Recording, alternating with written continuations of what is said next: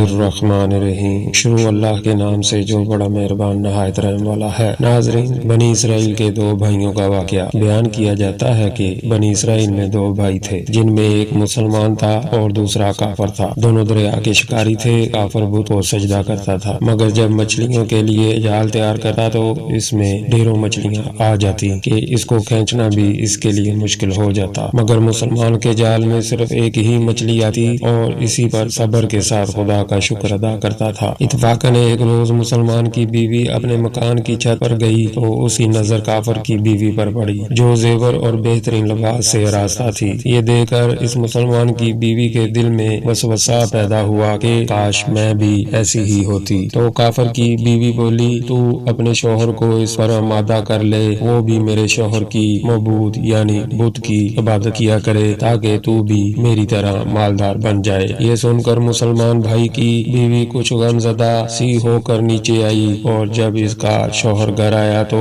اس نے بیوی کا حال متغیر دے کر دریافت کیا آخر کیا بات ہے جس سے تو اس قدر غمگین معلوم ہوتی ہو؟ تو وہ کہنے لگی، بس میاں، یا تو تم مجھے طلاق دے دو یا اپنے بھائی کی معبود کی عبادت شروع کر دو۔ یہ سن کر اس کے شوہر نے کہا، خدا کی بندی، تو خدا سے نہیں ڈرتی؟ ایمان کی دولت ملنے کے بعد یہ کفر کی باتیں کرتی ہے۔ تو عورت بولی، بس مجھ سے اب زیادہ باتیں نہ بناؤ، میں بھی دوسری عورتوں کی طرح اچھا لباس اور اچھے زیورات پہننا چاہتی ہوں۔ جب اس مرد مومن نے دیکھا کہ یہ عورت ضد پر اتر آئی ہے اور اس کا اصرار حد سے بڑھ چکا ہے تو اس نے عورت کو تسلی دی، کہا، اچھا گھبرانے کی ضرورت نہیں ہے، میں کل سے کاریگروں اور مزدوروں میں جا کر محنت کر کے تجھے روزانہ 2 درہم دیتا رہوں گا، تو اس سے اپنی حالت درست کر لینا۔ یہ سن کر عورت کو کچھ تسکین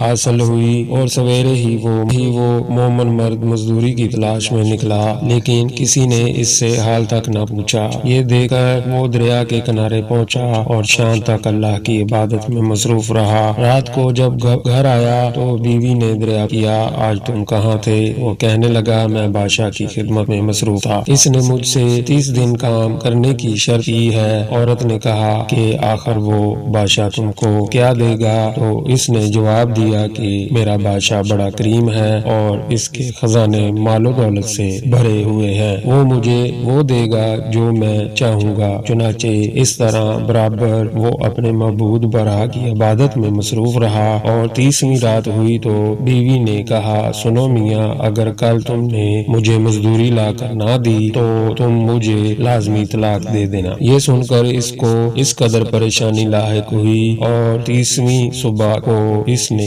ایک یہودی سے کہا، کیا تم مجھے مزدوری دو گے؟ یہ سن کر یہودی کہنے لگا کہ ہاں، تم کو مزدوری تو مل جائے گی، لیکن شرط یہ ہے کہ میرے پاس تمہارے کھانے پینے کا کوئی انتظام نہ ہوگا۔ چنانچہ وہ مرد مومن روزے کی نیت کر کے یہودی کے ساتھ ہو لیا۔ اللہ تعالیٰ کے حکم سے ایک فرشتہ 29 اشرفیاں ایک نورانی طباق میں لے کر اس کی بیوی کے پاس پہنچا اور کہنے لگا، میں بادشاہ کا قاصد ہوں، اس نے یہ اشرفیاں لے کر مجھ کو 30 تیرے پاس بھیجا ہے اور فرمایا ہے کہ تیرا شوہر ہمارے پاس کام میں تھا، ہم نے اس کو نہ چھوڑا یہاں تک کہ اس نے ہم کو چھوڑ دیا اور یہودی کے پاس چلا گیا، اگر وہ ہمارا کام کرتا تو ہم اس کو اور زیادہ اجرت دیتے، بس یہ ایک اشرفی کی کمی اسی وجہ سے ہے۔ چنانچہ وہ عورت ان اشرفیوں میں سے ایک اشرفی لے کر بازار گئی، سونار نے اس کی